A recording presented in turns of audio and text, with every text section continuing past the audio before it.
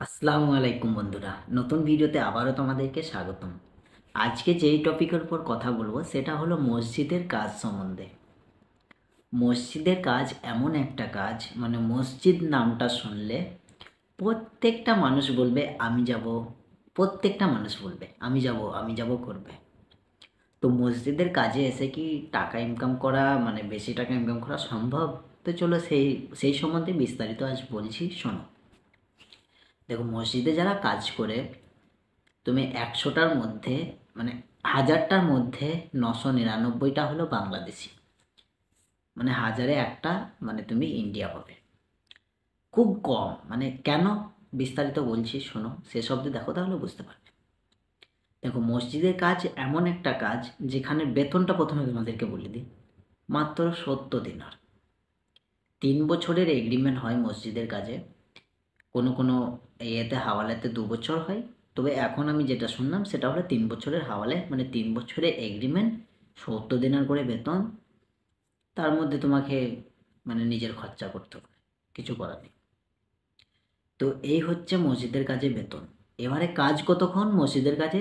মসজিদের কাজ বুঝতেই পারছো, হয়তো মসজিদের আশেপাশে খেজুর গাছ থেকে পানি দেওয়া, মসজিদটাকে পরিষ্কার রাখা, কোরআন পাকগুলোকে পরিষ্কার রাখা, মাঝে মাঝে এই সমস্ত কাজ। এর মধ্যেই সব। এবারে তোমাকে নিজে খরচা করতে হবে প্রতি ৩ বছর পর পর। এবারে তুমি যদি নিজে বাড়ি যাও, তোমার নিজের খরচা। এই জন্য আমাদের ইন্ডিয়ার লোক খুব কমই থাকে, মানে তাদের পোষাবে না। কারণ আমাদের ইন্ডিয়ার লোকের মানে প্রতি ২ বছর পর পর বাড়ি মানে যাওয়ার একটা বেশি টার্গেট থাকে যে যেতেই হবে। সেই ক্ষেত্রে ৩ বছর আবার নিজের খরচা, কোম্পানি কিছুই দেবে না, সেই জন্য ইন্ডিয়ার লোক খুব কমই থাকে। বাংলাদেশিরা এক একজন মসজিদে কেউ ৩০ বছর, ৩৫ বছর, কেউ ২০ বছর, মানে ১০ বছরের নিচে কেউ বাড়িই যায় না। এটা বাংলাদেশে, মানে বাংলাদেশের লোকেদের জন্য বলছি।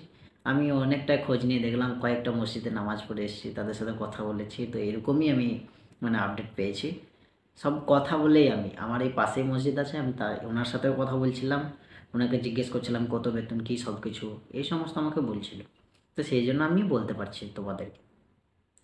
তো এই হচ্ছে ব্যাপার। এবারে খরচার কথাটা বলি। আসতে কত খরচা দেখো, মসজিদের কাজের নাম শুনলেই কিন্তু দালাল মানুষে প্রথমেই চেয়ে বসবে ৩ লাখ টাকা ইন্ডিয়ার টাকায়, আর বাংলাদেশের টাকায় বলবে ৭ লাখ, ৮ লাখ, ১০ লাখ। কথাটা একবারে একদম সত্য, তোমরা মিলিয়ে দেখবে। কোনো দালালকে বলো যে মসজিদের কাজে যাব, বলবে ৩ লাখ টাকা লাগবে। না হলে কমসে কম তো বলবে ২.৫ লাখ, তো বলবে ২-২.৫ লাখ বলবেই, এত টাকা খরচা। তো আমি তোমাদেরকে সাজেস্ট করব, এমনিতে মসজিদের কাজ ভালো, যদি কাজের ক্ষেত্রে আসো তাহলে কিন্তু কাজটা ভালো। কিন্তু যদি টাকার জন্য আসো, সেই ক্ষেত্রে আমাদের ইন্ডিয়ার লোকের ক্ষেত্রে আমি বলবো তাদের অন্য কাজে আসা অত্যন্ত দরকার, মানে অত্যন্ত ভালো। মসজিদের কাজে বাদ দিয়ে যদি টাকার ক্ষেত্রে আসো, আর যদি কাজ দেখে আসো যে আমি এই কাজেই যাব, আল্লাহর ঘরে ইবাদত করব, আল্লাহর ঘরে কাজ করব, সেই ক্ষেত্রে কিন্তু আমি বলবো সেই ক্ষেত্রে ভালো। আর যদি তুমি যে টাকার জন্য আসো তাহলে আমি বলবো অন্য কাজে আসতে। কারণ মসজিদের কাজে টাকার অ্যামাউন্টটা আমি বলছি ৭০ দিনার, ইন্ডিয়ার টাকায় ২০,০০০ টাকা। এরপরে তোমার খাওয়ার খরচা আছে, সিমের খরচা আছে, এবারে তোমার এক্সট্রা ইনকামও আছে।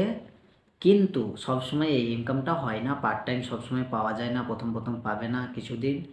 তা ২ লাখ ২.৫ লাখ টাকা খরচা করে এসে তোমার মানে ১ বছর তো পুরো তোমাকে ফ্রি খাটতে হবে প্রথম কথা। দ্বিতীয় কথা, তোমাকে ৩ বছরের মধ্যে আবার হাওয়ালে হতে হবে, মানে ৩ বছর পরে আবার তোমাকে টাকা লাগাতে হবে ১ লাখ টাকা। তো এইদিকে খরচা দেখো, মানে মোটামুটি তুমি ২ বছর কাজ ভালোভাবে করতে পারবে। ২ বছরে তোমার টাকার হিসাবটা যদি মানে ২০,০০০ করে হয়, তো ১২ × ২ = ২৪, মানে ওই তোমার ৫ লাখ টাকার মতো ইনকাম হবে, এই হচ্ছে ব্যাপার। তো যদি টাকার জন্য আসো তাহলে বলবো ইন্ডিয়ার লোকের জন্য মোটেও মানে ভালো হবে না। আমি এটা বলছি না যে মসজিদের কাজে তোমরা এসো না, আমি এটা তোমাদেরকে ধারণা দিতে চাইছি বা বোঝাতে চাইছি যে কেমন কি খরচা আছে আর কেমন কি ইনকাম আছে, আমি সেটা তোমাদেরকে একটা ধারণা দিচ্ছি। তো আমার এই কথাগুলো শুনে যে জাবের ভাই তুমি বলেছো মসজিদের কাজে এই ব্যাপার, এইরকম কোনো ইয়ে নয়, আমি একটা ধারণা দেওয়ার তোমাদেরকে চেষ্টা করছি। এবারে আসা যাওয়া তোমাদের ব্যাপার, সব কিছু তো তোমরা করবে, কাজ কিন্তু তুমি করবে, ব্রেন কিন্তু তোমার, টাকা কিন্তু তোমার যাবে, আমার কিছু নয়। তাই আমি তোমাদেরকে একটা ধারণা দেওয়ার চেষ্টা করছি যে এই সমস্ত কাজ হয়, আর এইরকম এরকম খরচা হতে পারে, আর এরকম এরকম মানে হবে, হয়। দেখো মসজিদ এমন একটা জিনিস যেটা সব জায়গাতেই থাকে, মানে বলতে পারো। আর একটু কুয়েতিতে সবই মুসলিম, তোমরা সবাই জানো। তো এই জন্য বলছি যে যেখানে যে এলাকায় মানে আজনবী প্রবাসী বেশি, সেই এলাকায় খালি প্রবাসীরা বেশি নামাজ পড়ে। সেখানে কুয়েতি কম, হাদিয়া কমে গেল। পার্ট টাইম নাও পেতে পারো, এমন এমন জায়গা আছে যেখানে একদম মরুভূমি এলাকায় একটা মসজিদ আছে, যেখানে পার্ট টাইম পাওয়ার কোনো সম্ভাবনা নেই। তো সেই ক্ষেত্রে 70 দিনারে তোমাকে কাজ করতে হবে, তার মধ্যে 20 দিনা তোমার খরচা হয়ে যাবে, 50 দিনা থাকবে। সেই হিসাবটা আমি তোমাদেরকে বলছি। নসিব তো সবার সমান হয় না, এমন এমন জায়গা আছে হয়তো ভালো সিটি জায়গায় পড়ে গেলে তুমি, সেখানে অনেক কুয়েতি নামাজ পড়ে হয়তো প্রতিদিন 5 দিনের করে হাদিয়া পাচ্ছ, এরকমও হতে পারে। আমি একটা ধারণা দেওয়ার চেষ্টা করছি।